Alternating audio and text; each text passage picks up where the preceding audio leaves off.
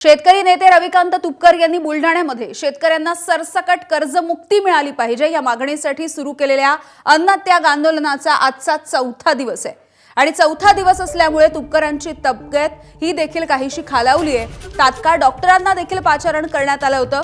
डॉक्टरांच्या अहवालानुसार तुपकर यांच्या शरीरातल्या साखरेचं प्रमाण हे अत्यंत कमी झालेलं आहे। त्यांच्या किडनीवरती देखील या सगळ्याचा परिणाम होतोय।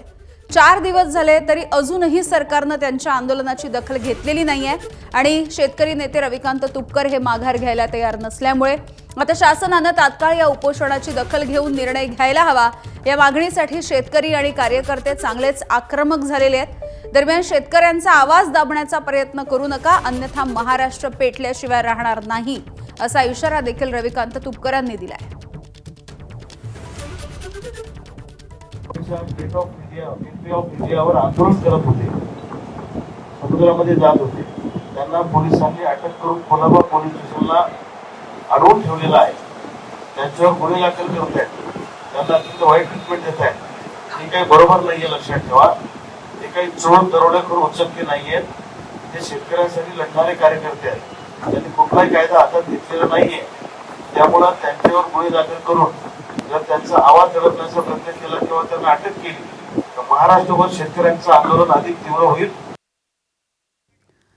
दरम्यान माझ्या मुलाची प्रकृती बिघडल्यास सरकार कोसळेल, माझा तळतळाट सरकारला लागेल अशा उद्विग्न भावना रविकांत तुपकर यांच्या आईंनी व्यक्त केल्या।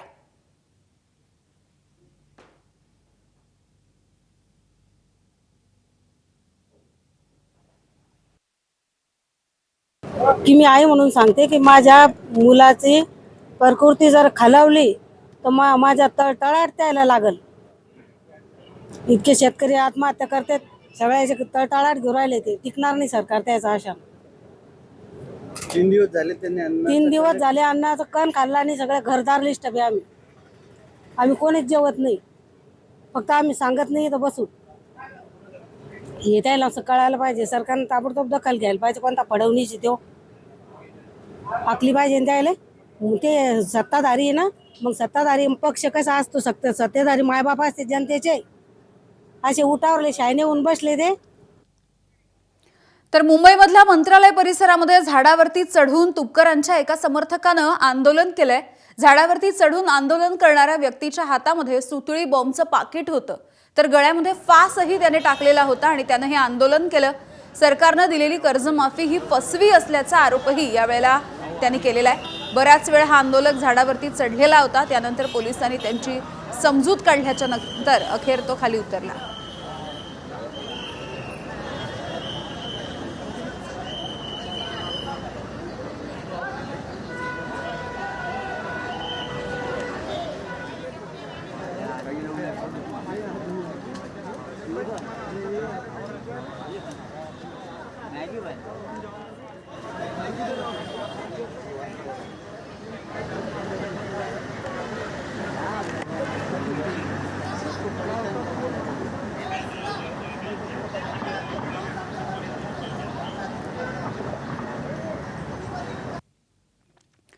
रविकांत तुपकर यांची प्रकृती खालावल्याच्या नंतर राज्यभरामध्ये आंदोलनं होत आहेत आणि असं असताना मुंबईमध्ये देखील त्यांच्या समर्थनार्थ त्यांच्या कार्यकर्त्यांनी जलसमाधी आंदोलन केलंय।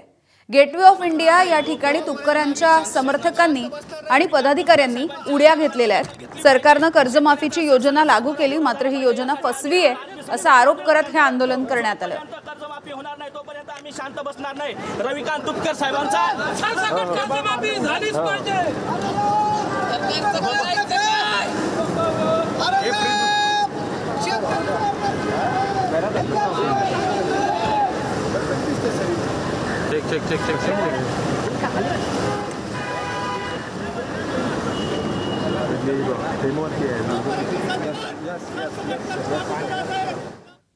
शेतकऱ्यांसाठी जाहीर करण्यात आलेली कर्जमाफी ही फसवी आहे असं म्हणत शेतकऱ्यांना सरसकट कर्जमुक्ती देण्याच्या मागणीसाठी शेतकरी नेते रविकांत तुपकर यांचं सध्या अन्नत्याग आंदोलन सुरू आहे आणि या आंदोलनाला काही ठिकाणी हिंसक वळण देखील लागलेलं आहे। मेहकर तालुक्यामधल्या मेहकर आणि हिवरा आश्रम इथल्या तलाठी कार्यालय रात्री पेटवून देण्याचा देखील प्रयत्न झाला, तर जालना खामगाव मार्गावरच्या चिखली जवळच्या टोल नाक्याला सुद्धा आग लावण्यात आली आहे।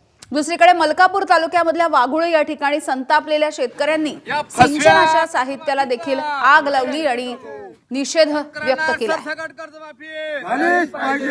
रविकांत भाऊ तुम आगे बढ़ो, हम तुम्हारे साथ हैं. या फसव्या सरकारचा जाहीर निषेध.